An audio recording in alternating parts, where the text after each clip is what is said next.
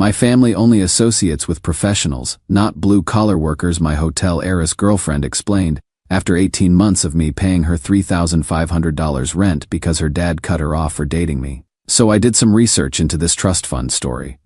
The truth made me rethink everything. I am Marcus 33M, and I own a plumbing business here in Connecticut. Started from nothing. Worked my ass off for 15 years.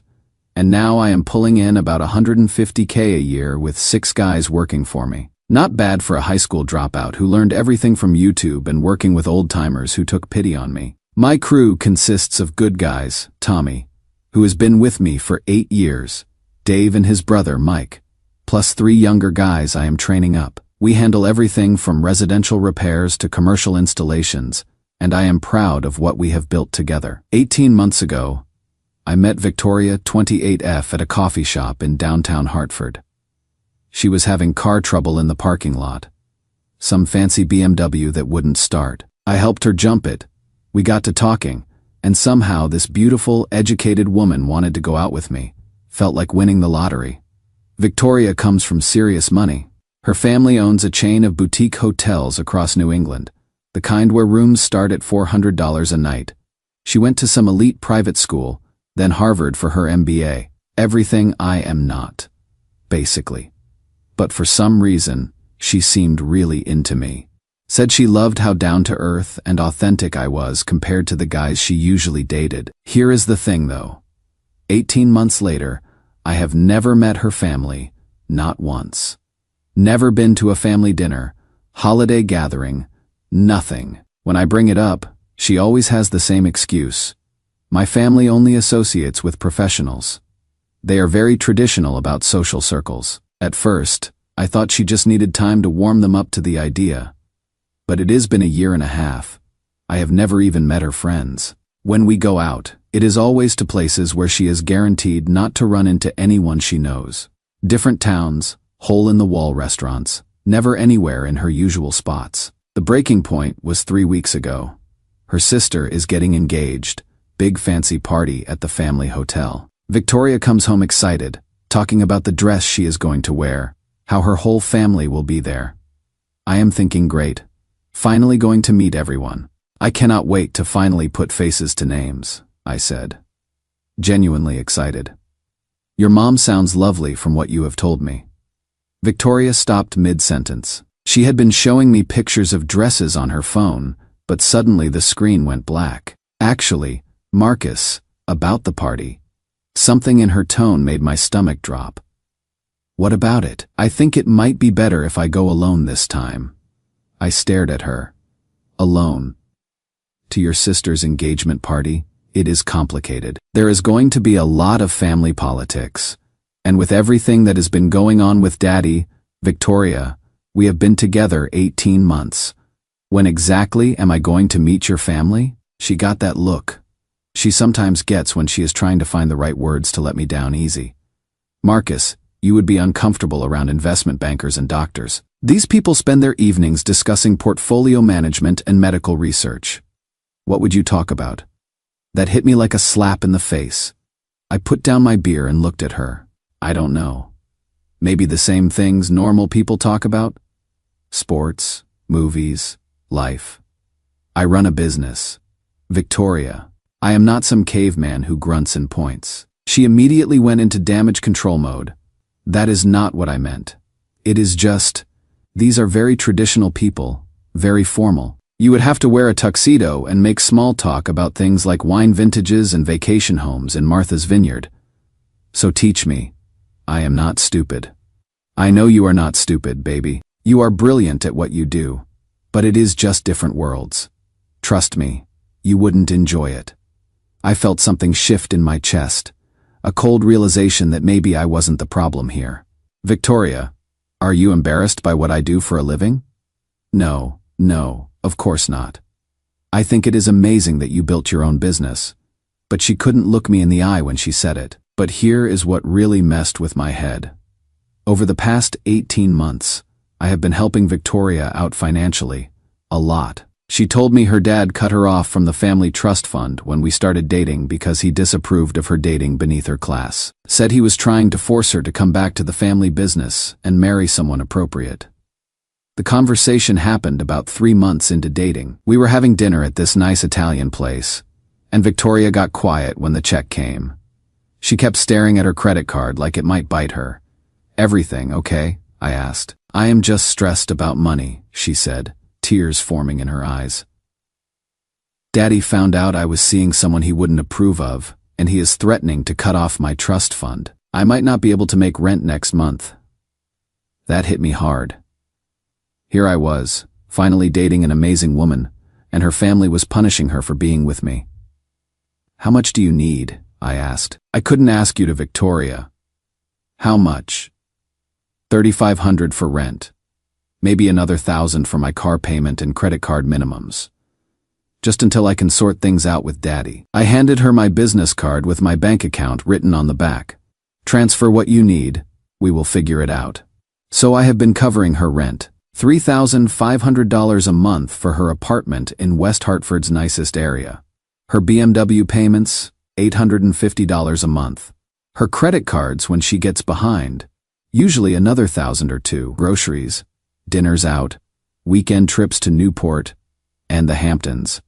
She always says it is temporary, just until her next trust fund distribution comes through, or until she can fix things with Daddy. The list grew longer each month. Phone bill because hers got shut off.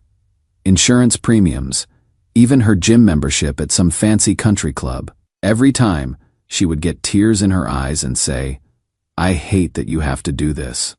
Once Daddy stops being stubborn, I will pay you back everything." I have kept track because I am not stupid, but also because I genuinely thought I was helping the woman I loved get through a rough patch. $65,000 over 18 months. That is a year of my mortgage payments. Money I have been happy to spend because I love this woman and I want to take care of her. But sitting there listening to her explain why I am not good enough to meet her family, something clicked. I am good enough to pay her bills, but not good enough to be seen with her publicly. "Victoria, let me get this straight. I have been supporting you for a year and a half because your family cut you off for dating me, but I am still not allowed to meet them." She got defensive real quick. Started crying, saying I was being unfair and putting pressure on her. That her family situation was complicated, and I just didn't understand the pressure she was under. Then she dropped the real bomb. Her sister's engagement party is next weekend, but the weekend after that, the family is going skiing in Aspen. Victoria wants to go, but she is broke again and needs me to cover the trip expenses. "How much?" I asked. "Just the flight and hotel costs. Maybe $8,000? $8,000 for a trip I am not invited to be with family members who supposedly cut her off for dating me, but apparently not enough to stop taking lavish family vacations together." That is when I started really looking at this situation. How does someone who has been cut off from family money afford to go on family trips? How does someone who needs me to pay her rent still have access to family credit cards? I told her I needed to think about it carefully. She said fine, but the booking deadline was in 2 days, so I needed to decide fast. Guys, I think I have been played, and I think it is worse than just being kept secret from her family. Update 1 Wi-Fi was down all weekend at my place and I just got it sorted out. Holy shit, you guys were right about everything. So after posting here and reading all your comments telling me to wake up, I decided to do some digging. Started small. Just wanted to understand how her finances actually worked, if her family had really cut her off. Got my answer completely by accident. Victoria's credit card statement got delivered to my house instead of hers, probably because I have been paying that card for 6 months, and they mixed up the addresses. I wasn't going to open it, but then I saw the amount due, $47,000. $47,000 on a card I thought I was helping her stay current on. I opened it. I know. Not cool to read someone else's mail, but guys, this changed everything. The statement showed her trust fund payments. $8,000 every month, regular as clockwork, plus charges to what were obviously family credit cards. Different account numbers, but same billing address as her parents' house. The woman I have been supporting because she was cut off has been receiving more money per month than most people make. But that wasn't even the worst part. The charges told a story. Expensive restaurants I have never been to. Shopping sprees at stores I have never heard of. Hotel stays during weekends when she told me she was visiting her sick grandmother. I sat there in my kitchen at 6 a.m. Coffee getting cold, adding up what I had spent on her bills while she was secretly spending $8,000 a month on herself. $65,000 of my money while she had access to nearly $150,000 of family money over the same period.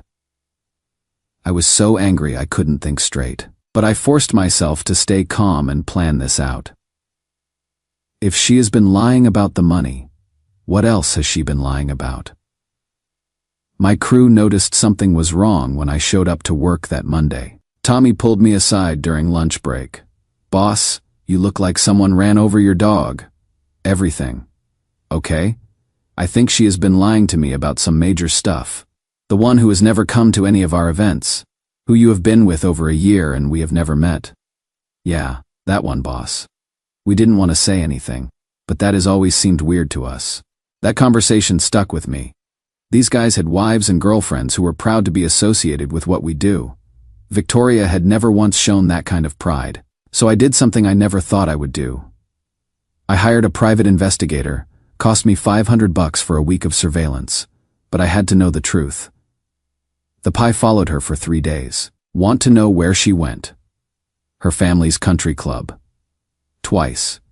Her family's corporate office building on Farmington Avenue, and lunch with her mom at some place called the Capitol Grill that costs more for one meal than I spend on groceries in a week. This woman has been playing me for 18 months. There was no family disapproval. No being cut off. No trust fund suspension. Her family doesn't even know I exist. When the Pie asked around, he is good at his job, knows how to get information without being obvious. He found out Victoria tells her family she is taking a break from serious dating and focusing on her career. Meanwhile, she has been draining my bank account while living off family money. I confronted her that night, showed her the credit card statement, asked her to explain the trust fund payments and family charges. You know what she did? She started crying, said I was violating her privacy by reading her mail, said the trust fund was complicated and the payments were irregular. Started talking about family pressure and how I didn't understand what it was like growing up wealthy. Then she hit me with the manipulation I should have seen coming. She needed money for therapy to work through her family issues. $5,000 for intensive counseling to help her stand up to her father so we could be together openly. Looking back now, I can't help but think I was a complete idiot. Honestly, it's like I was under some kind of spell, because no sane person could have been that stupid. I was so confused and still processing everything that I actually gave her the money. $5,000 for therapy sessions that, according to the PI hired to follow up, never happened. The Pie couldn't find any record of her attending counseling anywhere in the area, but he did find something else that is going to blow your minds. Update 2: been dealing with car trouble all week. Transmission finally gave out on my work truck, and I have been scrambling to keep jobs running with rental vehicles. Finally got time to sit down and write this update. You guys are not going to believe what the Pie found when he kept digging. Remember how I thought Victoria was just lying about family money? Turns out that was just the beginning. The Pie followed her for another week after the therapy scam. What he discovered destroyed every assumption I had about this relationship. Victoria has been in a full relationship with another guy this entire time. His name is Preston. He is an investment banker with some firm downtown. And according to the PI's research, Victoria's family thinks he is her only boyfriend. I know many of you are wondering why she said she wasn't dating anyone before. Yet her family somehow knew she had a boyfriend. Well, honestly, I don't really get it either, but whatever. Maybe she told them later, right? This isn't like she cheated once or twice. This is a complete double life. While I am at home thinking we are building something together, she is living a whole separate relationship with this dude. The evidence was devastating. Photos of them at restaurants, where she told me she was having dinner with girlfriends. Pictures of them at family events during weekends when she said she was dealing with family drama alone. Even photos from that Aspen trip I paid for, the one she took to smooth things over with her family. She wasn't smoothing anything over. She was on a romantic ski vacation with Preston while I funded the whole thing. But here's the part that made me physically sick. the apartment I have been paying rent on. That is where she brings Preston. My money has been subsidizing their relationship the entire time. The Pi got screenshots of Preston's social media. This guy has been posting photos of their relationship for months. Fancy dinners, weekend, getaways, couple selfies, all the relationship stuff she tells me she is not ready for because of family pressure. She is not on his social media because she has blocked me from seeing it. When the Pi dug deeper into Preston's background, he found connections to Victoria's family business. Turns out, Preston works for an investment firm that handles some of the family hotel portfolio. This isn't just some random guy. He is exactly the kind of man her family wants her with. The worst part. Preston's friends know about me. The Pi overheard them at a bar joking about the plumber who pays for everything, while Preston gets all the benefits. They think it is hilarious that some blue-collar guy is bankrolling their friend's relationship. I spent 2 weeks processing this before I could even figure out how to confront her. Every memory from the past 18 months was tainted.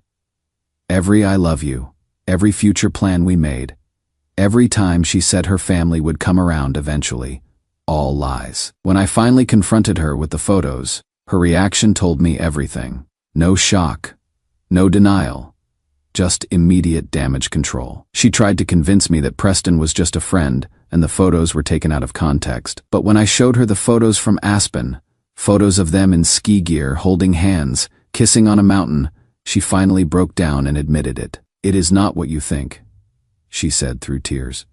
"Then explain it to me. Preston and I, we have history. Our families expect us to end up together. How long have you been seeing him while dating me?" "The whole time," she whispered. "She has been planning to dump me as soon as Preston proposes. I was never her boyfriend. I was her financial backup plan while she pursued her real relationship. She actually said those words, 'You were supposed to be temporary until Preston was ready to commit.' 18 months, $65,000. All so I could be this woman's secret ATM while she played house with an investment banker." But here is where the story gets interesting. Victoria's sister's wedding is next month at the family hotel, the same event I wasn't good enough to attend. I have been putting together a plan that is going to make her very, very sorry she ever decided to play games with me. You guys want to know what happens when you mess with someone who built a business from nothing. You are about to find out. Final update. Had to wait until after everything went down to post this update. Didn't want to risk Victoria seeing it beforehand and warning her family. So her sister's wedding was last Saturday at the family's flagship hotel in downtown Hartford. Beautiful venue. Probably cost more than I make in 6 months. Victoria posted pictures on social media, the ones I wasn't blocked from seeing, showing off her bridesmaid dress and talking about family celebration. Here is what she didn't know. I had spent the past month preparing for this day. First, I contacted the wedding photographer. Told him I was a family friend who had been asked to deliver some surprise photos for the reception slideshow. Cost me $200 to get the guest list and seating chart. Then I put together evidence packets. Everything the Pi had gathered. Financial records showing the trust fund payments. Photos of Victoria and Preston together. Timeline of her lies. Even screenshots of Preston's friends joking about me. 25 packets total. One for every major family member and family friend. Saturday morning, I put on my best suit, the one I wore to my cousin's wedding last year, and drove to the hotel. Walked in like I belonged there. Found Victoria's father during the cocktail hour, and introduced myself as Marcus, Victoria's boyfriend of 18 months. You should have seen his face. Complete confusion. I am sorry, but Victoria isn't seeing anyone right now. Probably a lie. That is when I handed him the evidence packet. "Sir, I think there are some things about your daughter you should know." I watched this man's face change as he flipped through photos of Victoria and Preston, bank statements showing my payments for her expenses, and documentation of the lies she had been telling both families. "Where did you get this?" From 18 months of being lied to and $65,000 of wondering why I wasn't good enough to meet you. He called Victoria over. The look on her face when she saw me standing there with her father will haunt her forever. Pure terror. She tried to play it off, started introducing me as a friend from work, but her dad cut her off. "Victoria, is this the man who has been paying your rent while you have been dating Preston?" The color drained from her face. She looked around the reception, probably calculating how many people could hear this conversation, then tried to pull her father aside. "Daddy, let's talk about this privately." "No," he said firmly. "We are going to discuss this right here. Have you been lying to this man about our family cutting you off?" Victoria's mother appeared, sensing drama. "What is going on? Who is this?" "This is Marcus," Victoria's father said, holding up the evidence packet. "Victoria's boyfriend. The one who has been financially supporting her while she has been dating Preston." Victoria's mother looked like she had been slapped. "What boyfriend? Victoria, what is he talking about?" But it was too late. I had already started distributing the other evidence packets to key family members and friends. Victoria's aunts and uncles, family friends, who run in the same social circles, even some of the other bridesmaids. Within 30 minutes, everyone at that wedding knew exactly what Victoria had been doing. The fallout was immediate and brutal. Preston showed up as Victoria's date.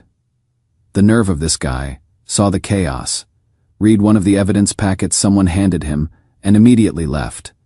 Didn't even say goodbye to Victoria, just grabbed his coat and walked out. I watched him go and felt this surge of satisfaction. All his jokes about the plumber who pays for everything weren't so funny when the plumber showed up with receipts. Victoria's sister was in tears.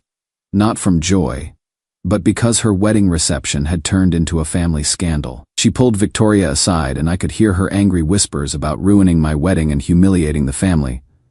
Victoria's mother was mortified about the social embarrassment. She kept apologizing to guests, trying to do damage control, but there was no putting that cat back in the bag.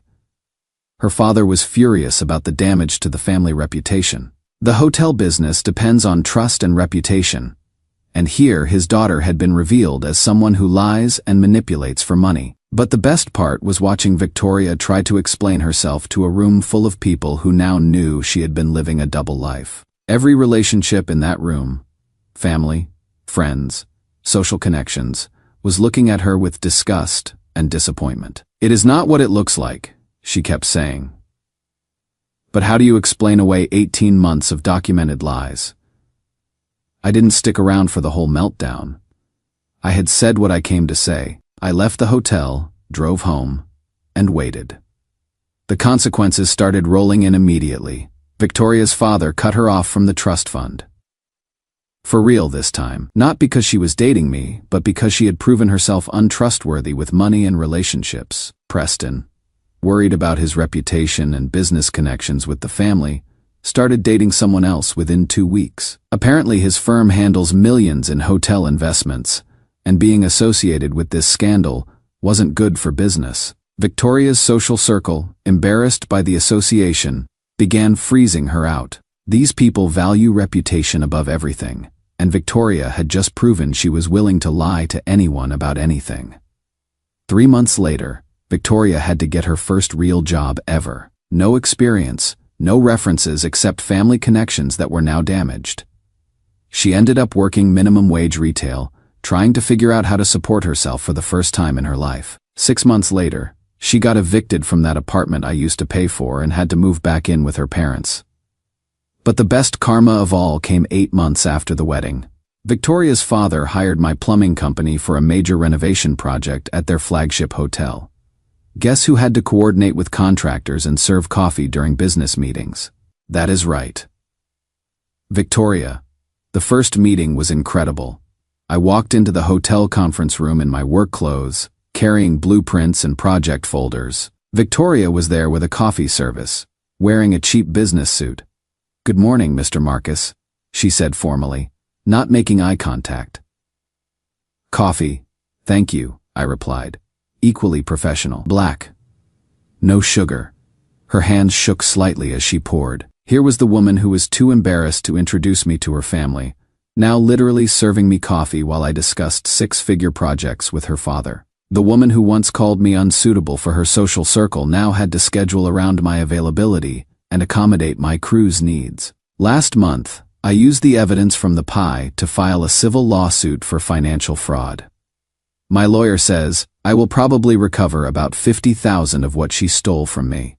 Victoria tried to apologize once, about 6 months ago, sent me a long text about how she had made mistakes and learned from the experience. I screenshot it and showed my new girlfriend Amanda, a nurse who is proud to introduce me to everyone she knows, and we both had a good laugh.